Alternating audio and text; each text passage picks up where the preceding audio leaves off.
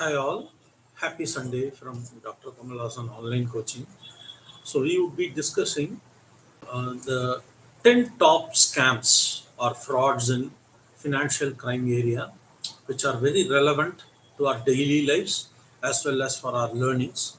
So these also will be predominantly one of the questions in your interview. So we will straight away go into uh, the frauds. So there are so many frauds that we will divide this into few parts. So we will have the first part today.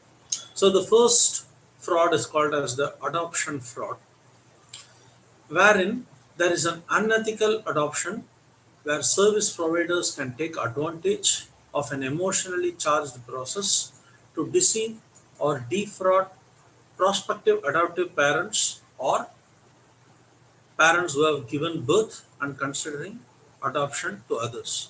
So basically, service providers do this fraud by frauding one who try to take a child for adoption or for those parents who try to give a child for adoption, maybe for economical benefits. So this is one of the famous frauds. We need to be very careful with this. There should be properly rated service providers through whom we need to deal with this. The second fraud is a very important fraud called as the business and investment fraud. So scammers are always looking to separate you from your money in business transactions.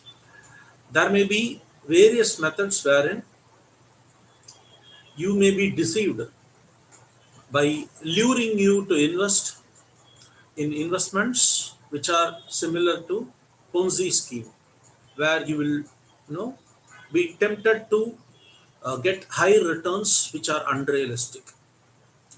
The third fraud is business email compromise, which is also called as the BEC fraud. So this is one of the most financially damaging online crimes. You may be, having a lot of mail traffic, and you may be asked to, without your knowledge, you may click a link and give all your details, or all your details will be hacked. The fourth common fraud is called as the charity and disaster fraud. So charity fraud schemes can come in many forms.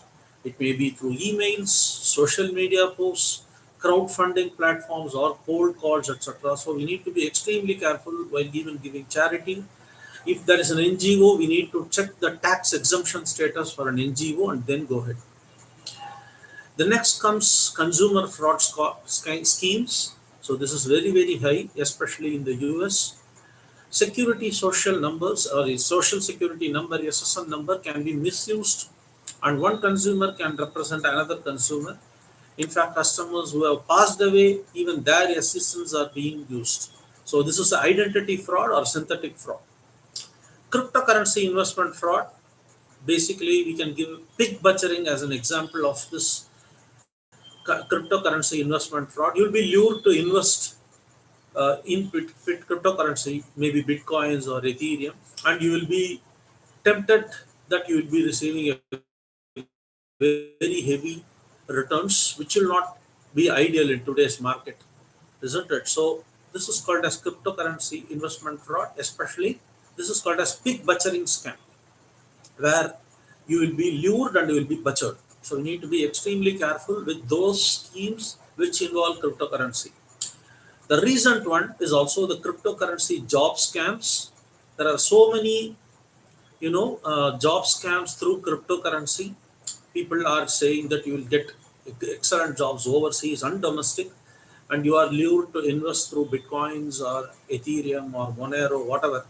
And finally, you neither get your job nor back your money.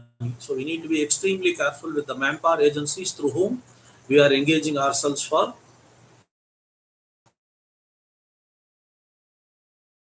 job hunting.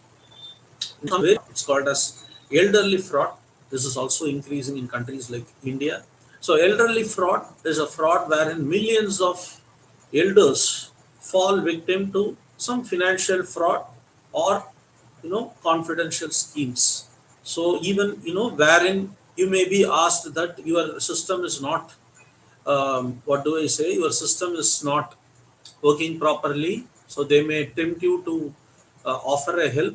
So when you give your details, your system will be blank and all your details from the system will be hacked. So